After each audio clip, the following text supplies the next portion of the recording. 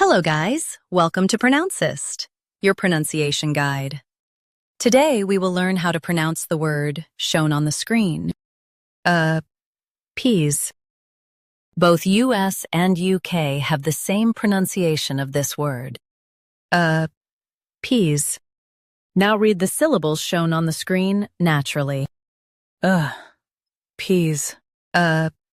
Peas. Stress peas and keep soft. The A is light. Peas. Peas. Stress peas and keep soft. The A is light. Peas. Peas. Stress peas and keep soft. The A is light. Peas. Peas. Practice repeatedly and you'll soon be able to say this word perfectly. The best way to practice is to repeat the syllable multiple times. The meaning of the word is to calm or satisfy. Try repeating this word several times to improve your pronunciation.